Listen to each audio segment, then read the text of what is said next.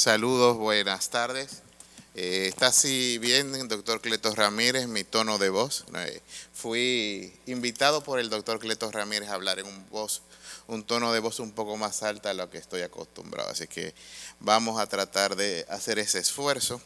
Primeramente quiero felicitar al doctor Puello por su justo homenaje, celebrar su vida académica, científica y dominicana en favor de todos nosotros, unirnos a cada uno de los reconocimientos que podemos hacer, es lo menos que podemos hacer, doctor.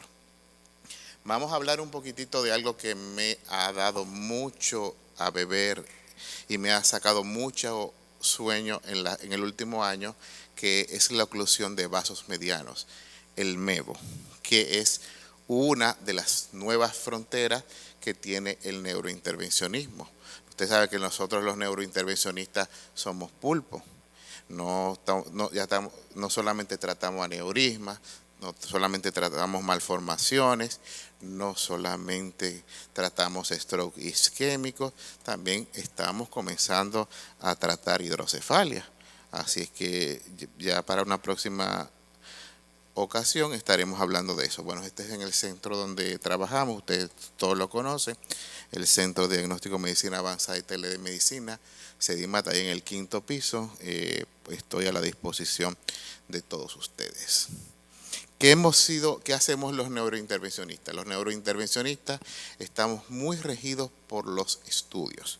No hemos abandonado la medicina basada en la experiencia y nos centramos mucho en lo que es la medicina basada en la evidencia. Por lo tanto, se ha creado de manera robusta numerosos estudios randomizados a doble ciego de forma prospectiva para darle fuerza a todo lo que tenemos que hacer. Ya no es lo que yo digo, lo que me parece, lo que me resulta. Es lo que es aplicable a nivel universal. Y como ustedes saben, en el año 2016 aparecieron 5 grandes estudios que le llamamos el Big Five, que fueron estos: Mr. Clean, Swift Prime, STEM 1, Escape y Rivascan, donde los mismos demostraron primero la gran fortaleza de la trombectomía mecánica para el manejo de los ACV isquémicos en vasos grandes. También se demostró que lo que nosotros llamamos NTT, el número de pacientes que tenemos que tratar para llevarlos a la normalidad, es extremadamente alto. Por ejemplo, el beneficio de las estatinas para evitar un evento es de prácticamente 140, 150. A nadie se le ocurre a alguien que tenga una dislipemia no darle estatinas. Un paciente que tenga una angina inestable, el número para tratar pacientes es de 43, o un infarto de miocardio, una recurrencia para hacerle una angioplastía. Pero la necesidad de hacer la cantidad de pacientes que tenemos que tratar para tener un resultado satisfactorio y volver el paciente a su vida normal es solamente de 3 en los pacientes en trombectomía mecánica. Por lo tanto, tenemos uno de los elementos de mayor fortaleza en toda el área médica para favorecer a nuestros pacientes. Obviamente, estas fueron las tasas de revascularización que tuvieron estos diferentes estudios. Y nosotros, obviamente, siendo académicos, nos bajamos en esas tasas de perfusión, que son TC, que en ese momento cuando se publicaron eran TC2B y TC3. Lo curioso es que el primer estudio que se presentó, que fue el Mr. Clean, fíjense que la tasa de revascularización es menor de un 60%. Y hoy esos datos son inaceptables, 5 o 6 años después. Hoy el que no tiene tasa de revascularización 2C o 3 de un 87 o un 90% no está haciendo las cosas de manera correspondiente. Por lo tanto, una virtud que siempre hemos tenido los neurointervencionistas es nuestra gran capacidad para adaptarnos. No somos de los que aprendemos a hacer las cosas de una forma y nos mantenemos de manera eterna haciéndola de la misma manera.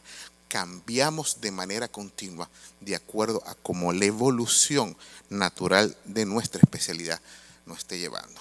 Y por eso le traigo esta palabrita que, como vuelvo y le digo, me ha quitado mucho sueño en los últimos meses, que es el MEVO, que es la oclusión de vasos pequeños o medianos, perdón. ¿Y qué entiendo yo? ¿Qué entendemos por MEVO? Porque para hablar de algo, primero hay que definirlo para que todos estemos claros de qué estamos hablando. Estamos hablando de oclusiones en M2, M3, M4, A2, A3, P2 y P3. Obviamente, el diámetro del vaso es importante cuando son vasos de 0.75 hasta 3 milímetros.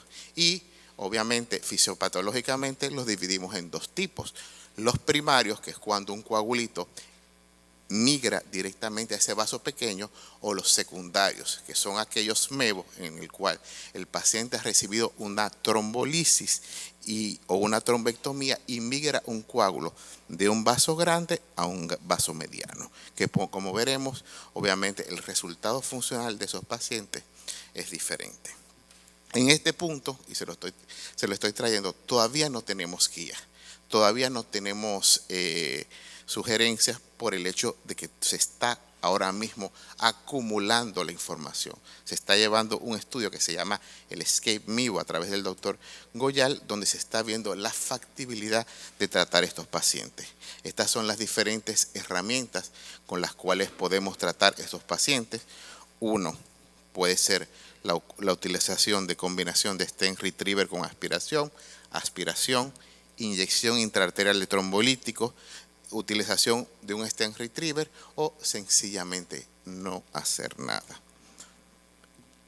Porque evidentemente en este momento histórico estamos en un punto en el camino en que no sabemos cuál es el paso siguiente en la evolución de esta terapéutica.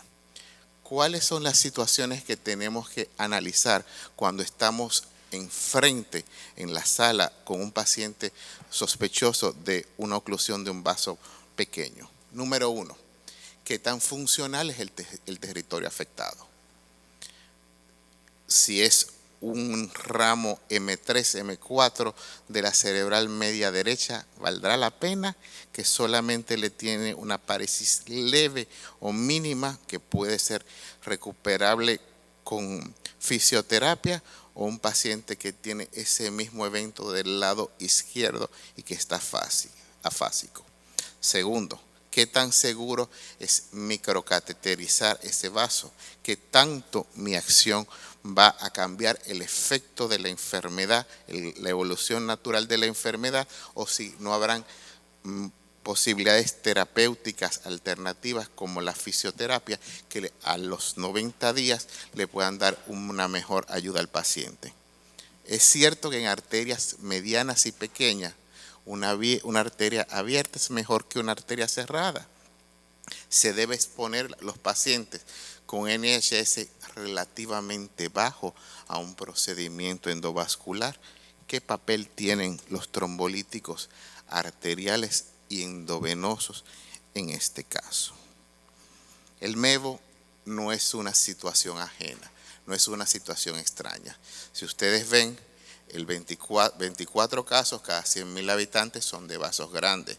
Infartos lacunales tenemos 33 por 100.000 habitantes. Y los MEVO, lo que pasa es que no los identificamos, son 16 cada 100.000 habitantes por año, probablemente en el primer año. Recordar que dos de las escalas más importantes que utilizamos en neurointervención, ya sea el ASPECT, para medir en tomografía el nivel de la lesión, o el TC para ver el grado de revascularización que hemos tenido, no son del todo efectivos en los MEVOs. Entonces, ¿qué es lo que estamos tratando de estandarizar? Pacientes que tengan un NHS mayor de 5, considerar MEVO y ver si se beneficia de una trombectomía, un NHS menor de 5, pero que tenga un déficit inhabilitante, lenguaje, visión, ir por el mismo. Les voy a presentar una serie de casos. Este es un señor que nunca se me va a olvidar, un hombre joven, se llama Anaxímenes. Su padre era muy amante de los poetas griegos, entonces de los filósofos griegos. Ven claramente, Anaxímenes tiene una hiperdensidad muy clara en el territorio de la cerebral media del lado derecho, que pinta muy bien.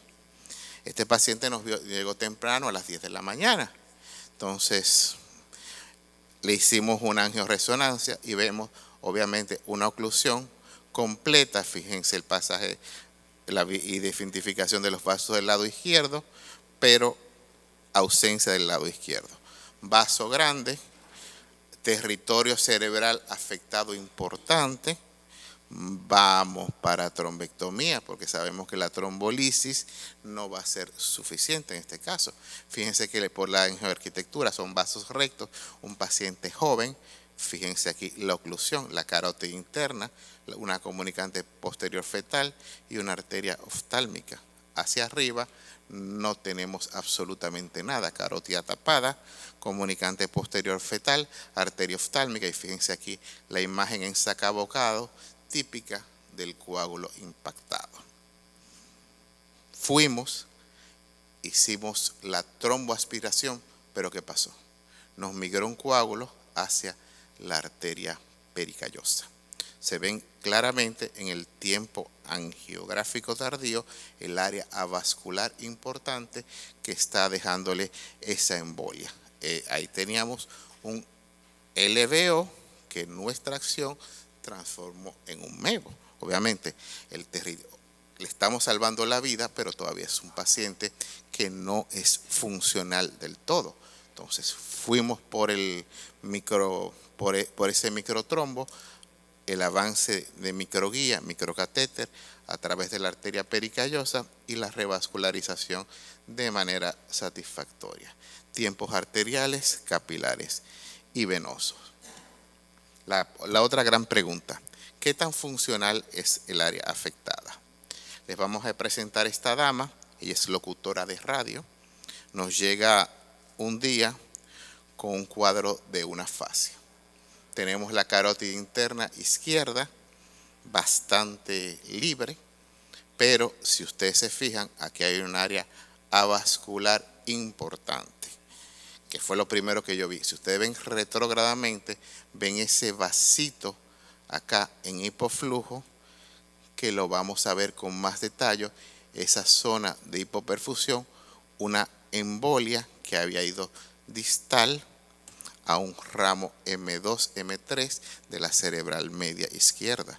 Por su profesión, el lenguaje es algo extremadamente importante para esa dama. Hacemos el avance, fíjense cuando se hace la inyección súper selectiva, cómo se puede ver de manera más correcta la ubicación del trombo. En este caso utilizamos de primera línea la microaspiración y fíjense cómo se puede revascularizar de manera satisfactoria el vaso afectado. Esta es una foto, yo le llamo la Giovanni Ureña. Pues Giovanni Ureña una vez me manifestó que era todo muy bonito, pero que tenía que poner siempre un antes y un después de cómo comenzamos. Entonces fíjense, es el antes donde está la arteria afectada, este es el después, la arteria limpia y fíjense un poquito de espasmo, que es digamos, el recuerdo transitorio del paso del microcatéter por la zona. Estos son los tiempos angiográficos en video donde podemos ver la revascularización de manera satisfactoria de la arteria. Continuamos y nos llega este señor que se llama Alberto. Alberto tiene 7 horas de afasia, está fuera del periodo de trombolisis y solamente tiene una afasia, tiene un NHS de 5, relativamente bajito. Habitualmente para trombectomía consideramos hacer una trombectomía cuando el NH es de 7, pero es un territorio extremadamente funcional y el señor es padre de una colega de imágenes de allá del centro. Yo siempre les digo a todo el mundo que inyecten a los pacientes. El ACV isquémico cambió. No se queden nunca con la tomografía simple. Al paciente hay que hacerle una angiotomografía y si no lo tienen, una tomografía contrastada. Porque fíjense que cuando uno inyecta al paciente se ve un área de hipoperfusión, un área hipovascular en la región frontal izquierda. Lo llevamos a la sala de angiografía. Fíjense el vaso aquí en hipoflujo. Fíjense el vaso aquí ocluido, responsable de la fascia del paciente. Este es el roadmap, la microcateterización superselectiva de la lesión. Este es el antes y obviamente este es el después. Proyecciones AP y lateral para mostrar la apertura adecuada del sistema. Nos llega en esta vez Martina, también con un déficit del lado izquierdo. Si alguien tiene que rankear esta paciente, uno diría que tiene un aspecto de 10. No veo hiperdensidad cerebral media, no veo cambios en los ganglios de la base y aquí los territorios M2, M3, M4, por la velocidad de esto, están normales. Pero cuando yo inyecto al paciente, se ve un área de hipoperfusión en la región frontal derecha.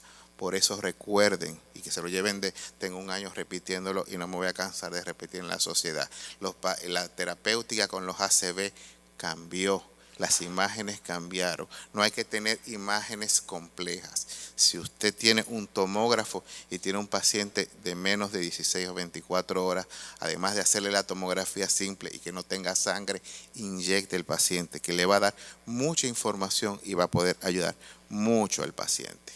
Esta es la angiografía, fíjense en el lateral la zona avascular que tiene el paciente. Fíjense que cuando uno le hace la obliga correspondiente, se ve claramente en la cerebral media la ausencia del tronco superior de la cerebral media. Esta arteria temporal temprana, un ramo de la bifurcación, pero el segundo ramo de la bifurcación está totalmente faltante y ahí está el contraste enseñándolos dónde está el coágulo. Avanzamos, tromboaspiramos y ese es el resultado final. Tiempos arteriales, capilares y venosos, mostrando un TC3, la diapositiva del doctor Giovanni Ureña, ya bautizada, el antes y el después, el lateral y la diapositiva de Ureña. Fíjense la ausencia de vasos acá, fíjense la presencia de vasos en esta zona. Último caso que ya me están sacando, un paciente con un ACV isquémico en el área frontal derecha, donde vemos que este coágulo pudo migrar hasta la arteria pericallosa. Este fue el único paciente que tuvimos que hacer en 2 etapas, porque en la primera pasada con aspiración no se consiguió, entonces en este caso tuvimos que utilizar un stent retriever para sacar el coágulo y obviamente conseguir una revascularización satisfactoria de la arteria. Por lo tanto, de enero del 2022 a septiembre del 2023, hemos recibido en el centro 42 casos que hemos identificado de MEVO. La mayoría son primarios, es decir, el coágulo ha migrado directamente hacia la zona, pero lamentablemente nos llegan fuera del periodo para RTPA, lo cual puede conllevar o una mala, debido a la escasez de clínica o una mala identificación por parte del paciente, la familia o hasta el grupo médico del vaso afectado. Como hemos dicho, somos muy cautos de acuerdo a la funcionalidad del paciente y por lo tanto, solo un 40% de nuestros pacientes han necesitado de terapia endovascular. ¿Qué fue? Ya me están sacando. El 60% de los casos fueron manejados de manera conservadora o por consenso con el equipo de radiología y emergencia. La cantidad de pasajes que uno necesita hacer para conseguir una revascularización es muy bajita, 1.2. No hemos tenido resangrados posterior al procedimiento y la estadía de ellos, como son pacientes que tienen un NIH relativamente bajito, es de unos 4 días. Nunca concluyo, simplemente hago reflexiones, como he dicho, porque esto es totalmente dinámico. Concluir significa algo ya terminado, acabado. Nosotros tenemos que seguir evolucionando y me permito decir con honra que la trombectomía mecánica es segura en los centros que lo están haciendo, tanto en Santo Domingo y Santiago. Necesitamos mayor educación para recibir estos pacientes más tempranos. Hacemos nuevamente hincapié en la necesidad de implementación de una ruta de ictus en la República Dominicana para que el paciente no vaya al centro más cercano, sino al centro más adecuado para atender su situación. Y obviamente la necesidad de acceso universal de los pacientes para las terapias de reperfusión vascular. Esta es una reflexión que nos regalaron en el CILAM, pero que me encantó recordar que el cerebro con ACV es como un vampiro, necesita sangre fresca, no drogas. Muchísimas gracias por su atención.